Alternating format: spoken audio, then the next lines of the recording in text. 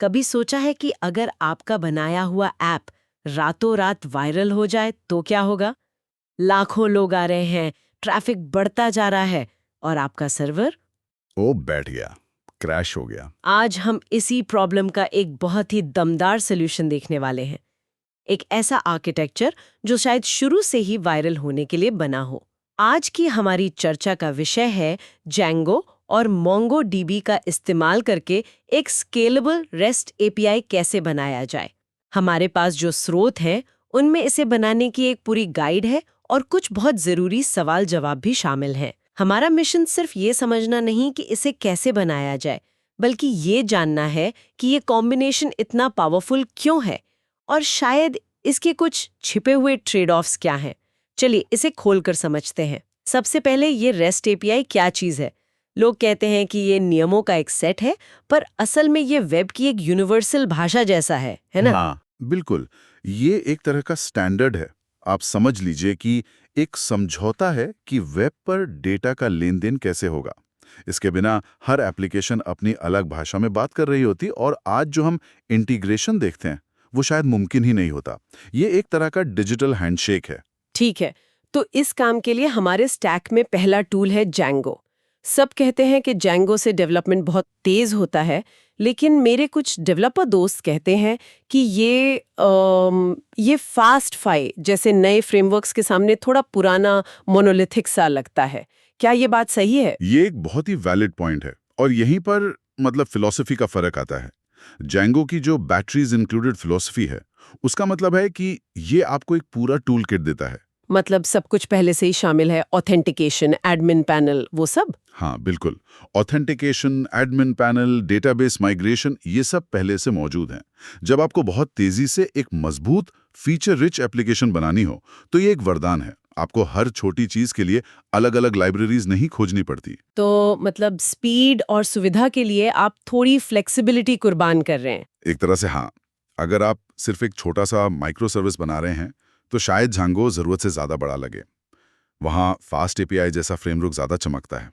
लेकिन जब आप एक पूरी एप्लीकेशन बना रहे हैं, जहाँ सिक्योरिटी, एडमिन इंटरफेस ये सब जरूरी हैं, तो जांगो का स्ट्रक्चर आपको बहुत सारी गलतियों से बचाता है। दिलचस्प है।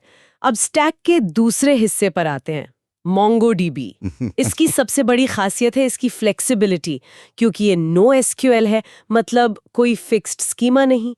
पर क्या ये फ्लेक्सिबिलिटी एक जाल नहीं है? हाँ, आपने बिल्कुल दुखती रग पर हाथ रखा है। बिना किसी तय स्ट्रक्चर के क्या बड़े प्रोजेक्ट्स में डेटा गंदा और इनकंसिस्टेंट नहीं हो जाएगा? बिल्कुल हो सकता है।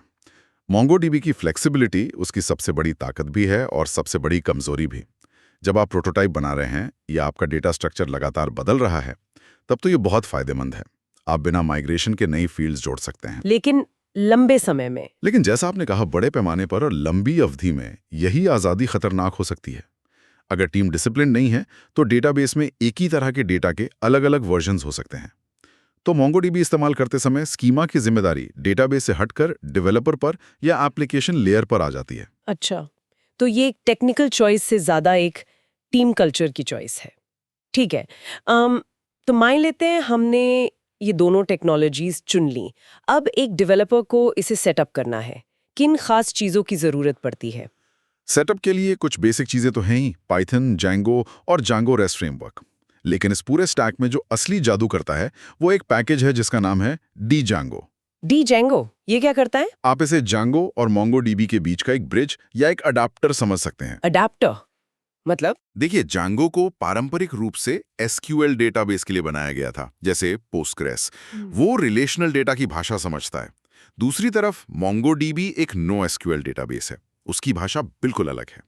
जांगो इन दोनों के बीच ट्रांसलेटर का काम करता है। ओह, तो ये Django की कमांड्स को MongoDB की भाषा में बदल देता है। एग्जैक्टली और मोंगोडीबी से मिलने वाले जवाब को वापस जांगो को समझा देता है। इसके बिना इन दोनों को एक साथ काम करवाना बहुत मुश्किल होता। समझ गए।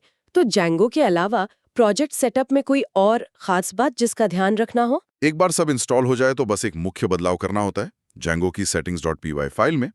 जहां आप डेटाबेस की जानकारी देते हैं, आपको जांगो को बताना होता है कि अब तुम्हारा इंजन एसक्यूएल नहीं बल्कि डीजांगो है।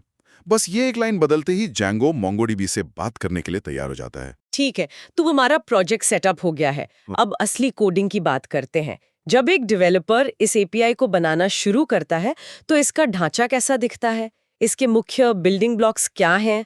किसी भी Django REST API के दिल में 3 मुख्य हिस्से होते हैं: मॉडल्स, सीरियलाइजर्स और व्यूज। ओके, एक-एक करके समझते हैं। मॉडल्स क्या है? मॉडल्स आपके डेटा का ब्लूप्रिंट है। models.py फाइल में आप बताते हैं कि आपका डेटा कैसा दिखेगा। जैसे अगर किताबों की लाइब्रेरी है, तो आप एक बुक मॉडल बनाएंगे और बताएंगे कि हर किताब का एक टाइटल होगा, एक ऑथर होगा और एक पब्लिशिंग डेट होगी। ठीक है, तो मॉडल डेटा का स्ट्रक्चर है।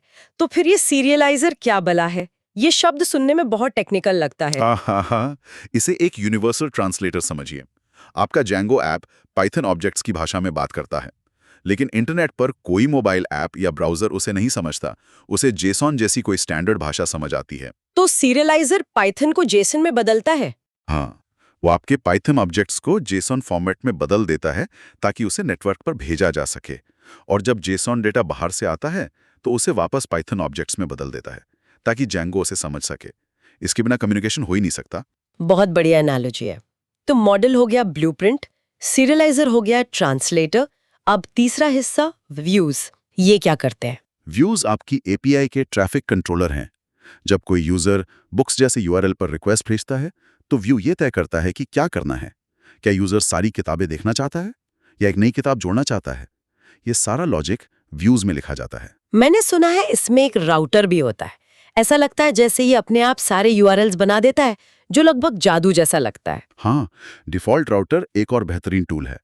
आप बस उसे बताते हैं कि आपके पास एक बुक व्यू सेट है और वो खुद ही बुक्स वन जैसे सारे ज़रूरी यूआरएल्स अपने आप बना देता है। ये डेवलपर का बहुत सारा रिपीटेटिव काम बचाता है। अब हम वापस अपनी शुरुआती समस्या पर आते हैं। इसे स्केलेबल कैसे बनाया जाए ताकि ये वायरल होने पर क्रैश ना हो? बहुत अच्छा सवाल। एपीआई बना लेना लड़ाई का सिर्फ पहला हिस्सा है। असली चुनौती उसे स्केल करना है और इसके लिए कई लेयर्स पर काम करना होता है। पहली लेयर है डेटाबेस ऑप्टिमाइजेशन। इसमें सबसे पहली और सबसे जरूरी चीज है इंडेक्सिंग। इंडेक्सिंग मतलब? सोचिए, आपके पास बिना इंडेक्स वाली 1000 पन्नों की किताब है और आपको एक खास शब्द खोजना है। आपको पूरी किताब पढ़नी पड़ेगी, लेकिन अगर किताब के आखिर में एक इंडेक्स हो तो आप सीधे उस पन्ने पर जा सकते हैं, है ना? MongoDB में इंडेक्स भी यही काम करते हैं। अच्छा, तो ये क्वेरी को तेज कर देता है? हजारों गुना तेज। इसके अलावा क्वेरीज को ऑप्टिमाइज करना और पैजिनेशन का इस्तेमाल करना भी जरूरी है। पैजिनेशन मतलब डेटा को छोटे छोटे टुकड़ों में भेजना? बिल्कुल। अगर किसी के पास 10 लाख रिकॉर्ड हैं तो उन्हें एक साथ भेजने के बजाय 100 के छोटे छोटे पेजों में भेजा जाए। इससे सर्वर और नेटवर्क दोनों पर लोड कम होता है। ये तो हुए ऑप्टिमाइजेशन के तरीके। लेकिन जब ट्रैफिक बहुत ज्यादा बढ़ जाए तब क्या? जब एक सर्वर काफी ना हो? तब हम असली स्केलिंग की बात करते हैं और यहाँ 2 मुख्य कॉन्सेप्ट्स आते हैं। पहला है हॉरिजॉन्टल स्केलिंग। और ज्यादा मशीनें जोड़ना। हाँ, एक ही सर्वर को और ज्यादा पावरफुल बनाने के बजाय आप अपने सर्वर के बिड में और मशीनें जोड़ देते हैं और ट्रैफिक को उन सब में बांट देते हैं। और दूसरा कॉन्सेप्ट? दूसरा है शार्डिंग, जो खास तौर पर MongoDB जैसी टेक्नोलॉजी की एक सुपर पावर है। शार्डिंग का मतलब है आपके डेटा को ही कई सर्वरों में बांट देना। इसे ऐसे समझिए कि आपकी लाइब्रेरी इतनी बड़ी हो गई कि एक बिल्डिंग में नहीं आ सकती। तो आपने शहर में अलग अलग बिल्डिंग्स बना दी। सही पकड़ा। A से G तक के ऑथर्स की किताबें पहली बिल्डिंग में, H से P तक की दूसरी में और बाकी तीसरी में। अब किसी एक सर्वर पर डेटा का बोझ नहीं पड़ता और सिस्टम बहुत बड़े डेटा सेट को आसानी से संभाल पाता है। और इन सब के अलावा हमारे स्रोतों में लोड टेस्टिंग पर भी बहुत जोर दिया गया है। बिल्कुल। बिना लोड टेस्टिंग के प्रोडक्शन में जाना वैसा ही है जैसे बिना ब्रेक चेक किए पहाड़ से गाड़ी उतारना। लोड टेस्टिंग से आपको पता चलता है कि आपका सिस्टम असल में कितना ट्रैफिक झेल सकता है और उसकी कमजोर कड़ियां कहाँ हैं।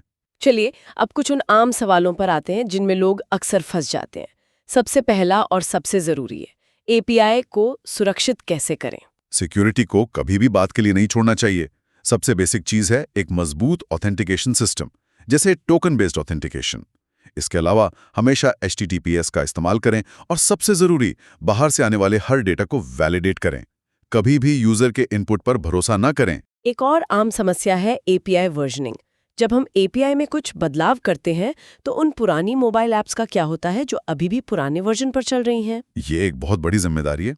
इसे हैंडल करने का सबसे अच्छा तरीका है यूआरएल में वर्जन डालना, जैसे API v1 बुक्स और फिर नया वर्जन API v2 बुक्स। इससे आप नए बदलाव कर सकते हैं और पुरानी एप्लीकेशंस बिना किसी दिक्कत के चलती रहती हैं। इसे बैकवर्ड कंपैटिबिलिटी कहते हैं। और आखिरी सवाल, क्या कोई अपने मौजूदा जैंगो प्रोजेक्ट के साथ मोंगोडीबी को जोड़ सकता है जो शायद पहले से किसी एसक्यूएल डेटाबेस पर चल रहा हो? हाँ, डिज़ांगो की मदद से ये तकनीकी रूप से संभव है, लेकिन ये सिर्फ डेटाबेस बदलने जितना आसान नहीं है। ये एक पैराडाइम शिफ्ट है। आपको अपने डेटा मॉडल्स और क्वेरीज को नो एसक्यूएल के नजरिए से फिर से सोचना पड़ता है। तो ये मुमकिन है, पर इसमें अच्छी खासी मेहनत और प्लानिंग लगती है। तो इन सब का क्या मतलब है? हमने देखा कि ये सिर्फ दो टेक्नोलॉजीज को एक साथ जोड़ने की बात नहीं है, ये एक फिलॉसफी है। जैंगो का स्ट्रक्चर और मजबूती और मोंगोडीबी की फ्लेक्सिबिलिटी और स्केलिंग की क्षमता, ये दोनों मिलकर एक ऐसा कॉम्बिनेशन बनाते हैं जो तेजी से बढ़ने के लिए तैयार है। संक्षेप में ये उन डेवलपर्स के लिए एक बेहतरीन विकल्प है जो स्पीड और स्केलेबिलिटी दोनों चाहते हैं। जैंगो आपको तेजी से शुरू करने में मदद करता है और मोंगोडीबी ये सुनिश्चित करता है कि जब आप सफल होंगे तो आपका सिस्टम आपके साथ साथ बढ़ सके, लेकिन यह आपको जिम्मेदार बनाता है कि आप उस फ्लेक्सिबिलिटी का सही इस्तेमाल करें। इस चर्चा को समाप्त करने से पहले एक विचार सोचने के लिए छोड़ते हैं। स्रोत बार बार मोंगोडीबी की फ्लेक्सिबिलिटी की बात करते हैं कि आप कितनी आसानी से स्कीमा बदल सकते हैं। ये एक बड़ा फायदा है, लेकिन ये एक महत्वपूर्ण सवाल भी उठाता है। मोंगोडीबी जो आज़ादी देता है वो उसकी सबसे बड़ी ताकत है और शायद उसकी सबसे बड़ी कमजोरी भी है। तो सोचने वाली बात यह है, आपके प्रोजेक्ट में 1 साल बाद इस आज़ादी को अराजकता में बदलने से रोकने की जिम्मेदारी किसकी है? क्या ये एक अकेले डेवलपर की है, टीम के आर्किटेक्ट की है, या फिर ये एक प्रोसेस है जिसे आपकी टीम को अपने कल्चर में बनाना होगा?